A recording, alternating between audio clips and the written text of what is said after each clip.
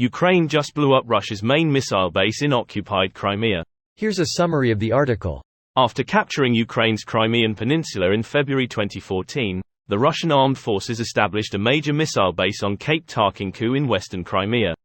There, the Russians deployed an S-400 surface-to-air missile battery, a battery armed with Bastion anti-ship cruise missiles and a suite of radars including a Podlet K-1 and potentially others. It's not unfair to call the Cape Tarkinku site the linchpin of Russian air and naval defenses across the Black Sea and Crimea. It's possible the Ukrainian Air Force hit the Russian base with Storm Shadow cruise missiles or S-200 ballistic missiles. It's the clear objective of Ukraine's 10-week-old counteroffensive to drive the 50 miles from the front line to the Black Sea in occupied southern Ukraine and sever the land links between Russia and Crimea, leaving the Russian occupiers on the peninsula dependent on vulnerable ships and aircraft for resupply.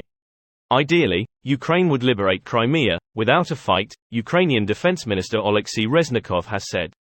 Ukrainian strikes on Russian positions in Crimea are escalating, with explosives-laden drone boats swarming Russian naval bases and aerial drones, Storm Shadows and S-200s plucking at Russian airbases, logistical facilities and bridges. This post received a score of 26,000, with an upvote ratio of 95%. Here are the top comments in response to this article. At this rate those F-16s are gonna have a clear bomb run right through to Novorossiysk.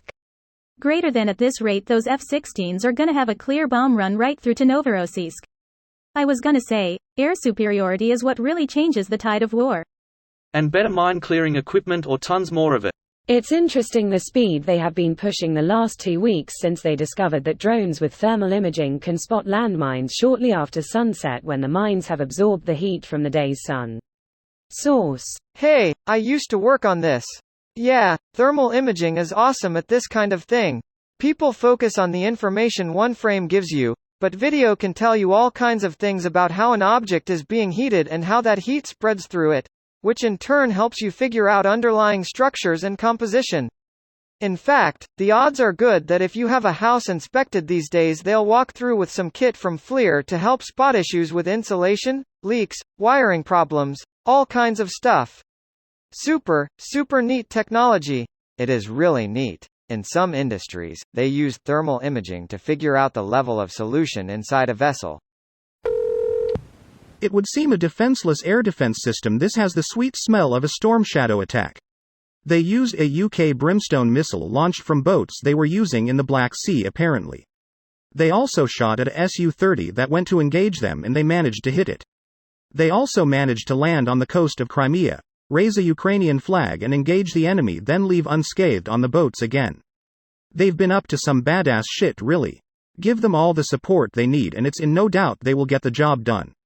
I genuinely thought you were just being hyperbolic and making shit up as I was waiting for the punchline, but holy shit, they actually are claiming this. Really hoping we'll get some further confirmation on this. One thing Wagner demonstrated was how completely defenseless everything behind the front line is. Everything is concentrated on the front and enemy troops can freely move anywhere else. The drive from the front to Moscow is pretty long, yet Wagner showed it was completely undefended. Russia resorted to sabotaging their roads because they had nothing else. I forget the exact quote, but some official in Finland said, if we wanted to go to Moscow, the only people we'd be fighting is Estonia and Lithuania that beat us there.